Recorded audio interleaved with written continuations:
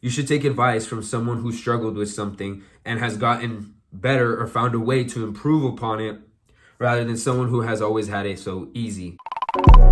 Look. Tries for the guys, curls for the girls. In order to look like this, you first need to look like this. I mean, if it doesn't apply to you, then I don't know why you clicked on this video. But chances are, if you're watching this video, then it will help you. It's pretty controversial to say something like this, especially in a time now where everyone just thinks being fit means being absolutely shredded to the gills, like most social media influencers. But the way they get there is not exactly how they're training or eating Currently. You can maintain or change your routine once you get to a certain point, but all the basics must stay the same, and you must be in a caloric surplus to get to that point. But that's not what these guys talk about most of the time, because they're trying to sell something. And you might be thinking, well, why should I listen to you? Well, I've been there, and I've struggled with building muscle and struggled with losing weight and have struggled with these kinds of things that, yeah, they made me slack on my progress, but now that I've changed them, I'm making the most progress I ever had. Whereas before, I'd been listening to all these social media influencers and I was not making any real progress. And you might think, oh, you're still small. Well, yeah, that's partly true because of the things that I just said. And so I have my first account experiences, and I can show you some pictures of right here.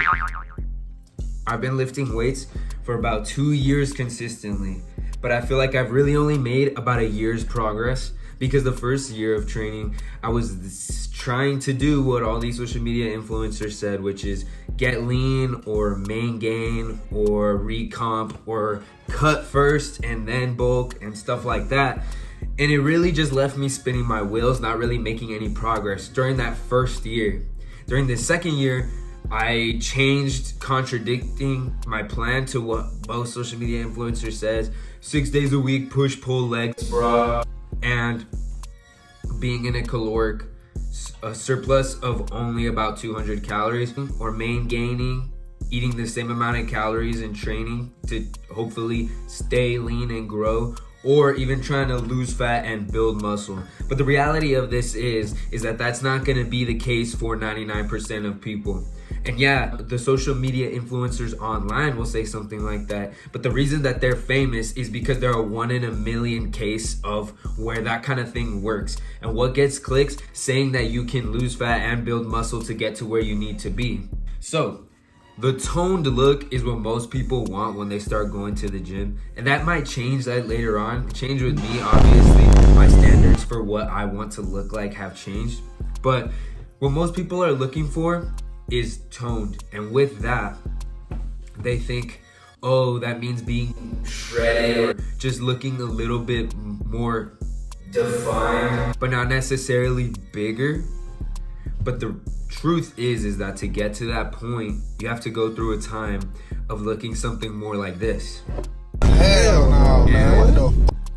There's so many people like, oh my gosh, you don't have to bulk that hard, or you can maintain abs, or you should only stay between 10 to 20% body fat. Which is usually the ab range, but that's not the case.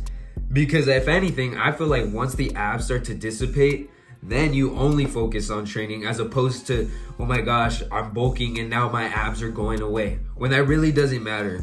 Abs are only impressive for 2 seconds. I've been shredded from having abs that I never even knew I could, because I used to be super fat or overweight, or whatever the term we're gonna use now. I'm talking about myself, so I can call myself whatever I want. I was a fat ass, you can see right here. And ever since then, I was able to get lean. And when I got this lean, I felt really insecure, because I felt like I didn't even look like I worked out. I had that toned look, I guess, but only in a good amount of pictures with good lighting. Otherwise, I just looked skinny. And I started to realize that 99% of the time, I'm always wearing my shirt. And so I just felt skinny and small and cold and hungry, and yeah. Once I got over this, and I started watching YouTubers that are actually natural, such as Jeffrey Verity Schofeld. These guys are the guys that you should be watching. And why do I say that? Well, as a natural lifter, and I don't want to say lifter because this applies to anyone, I believe that you do have to look a little fluffier to actually make some progress. After I put on a few pounds and have slowly been bulking, I've realized that now I've made the most progress I've ever made so far. And that's what these natural lifters do. They go through bulk and cut cycles, mainly bulking to get to that point. Something a lot of people will get wrong when it comes to lifting is the fact that they think that the harder you work equals the more progress. To some extent that is true, but it's more complicated than it sounds. Celebrities will go out here and say, oh, I dieted just chicken, broccoli, and rice 6 times a day, 5,000 calories worth of pure protein and vegetables and rice. With that creates false expectations of beginners, people who have never been to the gym at all, and the teenagers young who actually want to get into the sport and are starting out. We've been raised in this grind set mentality society where the harder you work equals the more results, but that's not the case. People think that they're gonna look the way they wanna look by losing 3 pounds a week and going to the gym 6 days a week, trying to get shredded and build muscle. That muscle is not gonna come from thin air. It needs calories and it needs food to create something awesome. Besides, when you've been bulking for so long, and yeah, maybe you have gotten a bit fluffy and accumulated some fat, when you cut down, which is way faster than the rate of muscle growth, you're gonna have an excess of fat on your body, and so that's gonna go first before your muscles do. How are you gonna cut and gain muscle at the same time at 8% body fat? That's just not the case. The energy needs to be pulled from somewhere, and it's gonna be pulled from your fat stores and your food, and that's why it's important to look something like this. It gets in a lot of people's heads, especially myself. I have my first accounts on this, is that you just feel like shit because you don't look as good as everyone else, or you don't look as good as everyone makes you feel like you should be. And if you're really part of this community, or if you just look at the crazy things that people post on social media, yeah, of course you're gonna get insecure. You might not look as good as all the other people if you just started out, but that doesn't mean that you never will, or that you don't look respectable for what you are right now. And a lot of the social media influencers or famous people online, well, yeah, they look that way because they work so hard. That doesn't mean that the same ways they train is gonna work for you, and the same ways they eat is gonna work for you. We all have different genetics, but that doesn't mean that someone who looks like this for a while will never look like this. I honestly feel like I wasted that entire first year I had of training because I was overtraining 6 days a week, push-pull legs, 2-hour sessions, and trying to cut at first.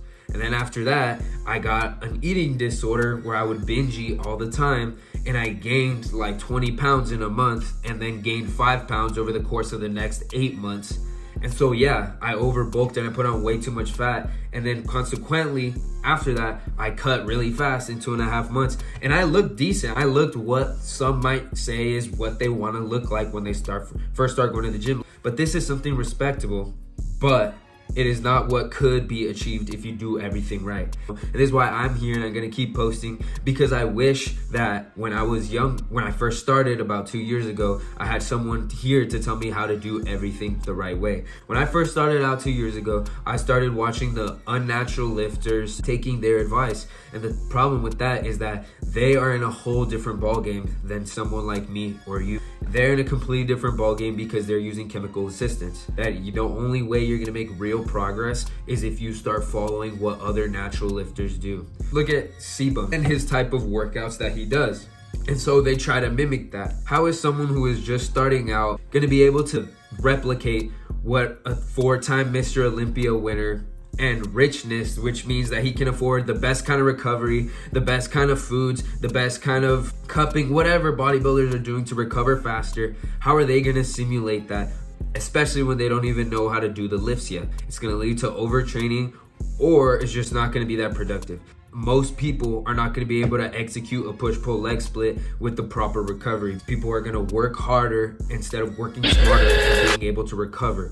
A lot of problems that people have with staying at a body fat like this is that they say the P ratios are messed up, and I honestly don't believe in that. just because when I was lean and I was in a surplus, I didn't really make gains, as opposed to right now when I look like this and I'm in a small surplus from here. And what I think that has to do with is not only am I in an anabolic environment, which means muscle building, because I have that extra fat in my body does not have to worry about maintaining my processes at the sacrifice of muscle, because I have an excess of energy on my body. I'm supplementing those extra calories in with a slight caloric surplus. I'm gaining about 2 pounds a month. And yeah, I'm getting fluffy, but you can see the foundation that's going to be built. Once I do eventually cut down, I'm gonna have a way bigger base than what I started with. And if you don't give food or you don't have extra energy on your body to support the base, then not much progress should be done. And of course, like I said, there's gonna be people saying that you don't have to do this and you can just do it all in one straight shot. Go ahead and try it. And if it works for you, then it works for you. But I'm just telling you what I struggled with. You should take advice from someone who struggled with something and has gotten better or found a way to improve upon it, rather than someone who has always had it so easy. I would say that I have average genetics, maybe even a little below average genetics, and I'm working with what I got, and that's all that anyone can work with. For example, I've been struggling to grow my arms, but being in this kind of surplus, this kind of thing with my kind of training right now, which is, by the way, not 6 days a week, but I'll make a video on that later. I have made the most gains in these past 6 months to a year than I have made in the entire 2 years of consistent training and the entire so years of being somewhat interested in the gym, going once a week, only doing curls and things like that. If you want to join me on my journey, make sure to like, comment, and subscribe. It was greatly appreciated, and I'll see you guys in the next video.